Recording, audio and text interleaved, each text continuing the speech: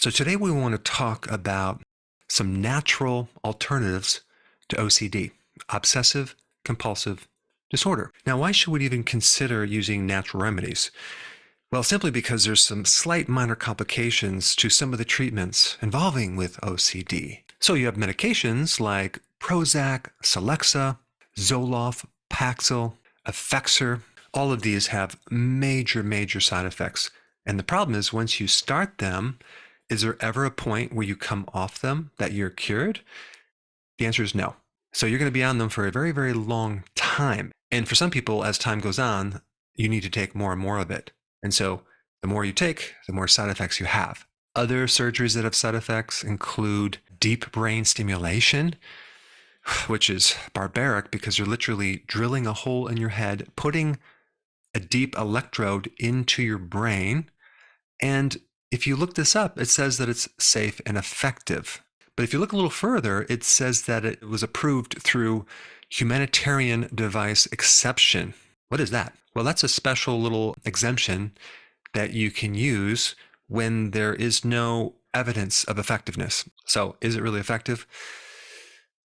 I don't know. It sounds pretty invasive to me, especially since in one study, I found 20% of the time there's non-reversible symptoms like problems with your gait, problems with speech, problems with worsening of your symptoms. And there's even a treatment called psychosurgery, which they remove part of your brain as a treatment. And in some cases, they may even use ECT, electroconvulsive therapy, for this condition, which we all know is extremely dangerous. That is why we're doing this video. We're going to talk about some other alternatives that may be much better, much safer, and more effective. So what is this OCD? Well, it's a situation where you have these obsessive thoughts, impulses to repeat routines, whether it's wash your hands, or it could be anything.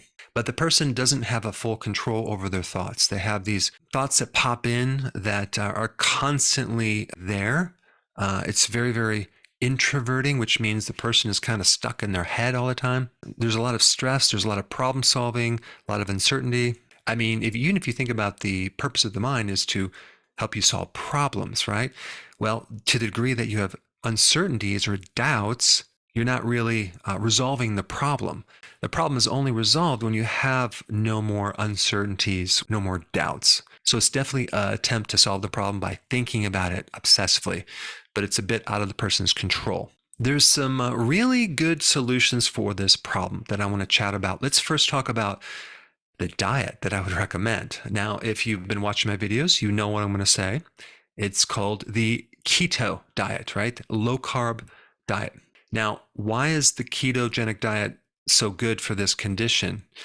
Well, because there's some really interesting data on the relationship between neurons being starved or lacking energy or fuel and this huge link to having OCD. Based on that, what if we were to find an alternative fuel source for the neurons, for your brain? Well, that just happens to be ketones. Ketones bypass damaged neurons and can feed the neurons directly without having to even use glucose as fuel. And so if you haven't tried the ketogenic diet, boy, I would try that as the first thing.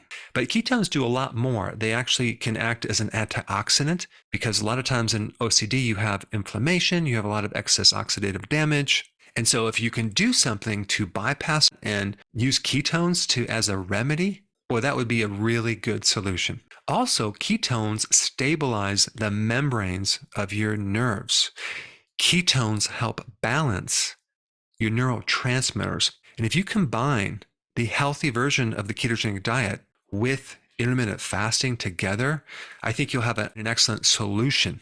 I remember in practice talking to quite a few people who had OCD, and nearly every single one of them was on a high carb diet. They were not on a ketogenic diet. And when you got them on the diet itself, there is a huge degree of success. Now, to add to that, there are several remedies that I'm going to recommend that are based on some good research, which I'm going to put down below. I mean, significant improvements, okay, just by using these natural remedies and with much less side effects than medication. And of course, you can't patent these and it does take away from the drug industry. So don't expect a lot more research in this area. So I'd recommend just trying it. You have very little to lose, and if it helps you, great. The first natural remedy I'm going to recommend is something called myo-inositol, which is part of the B complex. And this remedy is also good with other things like PCOS, fertility problems, anxiety, even agoraphobia, okay, which is this fear of leaving your house. There's been a really good randomized, double-blinded control study on using myo-inositol. That was in 2011. There's also another one done in 2013. Another good remedy would be NAC. It's a very powerful antioxidant. Okay, so I would definitely recommend NAC. Glycine is another one. You'd want to take that before bed. It's great for the brain. It's good for sleeping, good for memory. Another one is called l-serine. Okay, l-serine. Another good remedy to potentially help you with OCD. In addition, it helps you wake up with a lot more energy. It helps your sleep.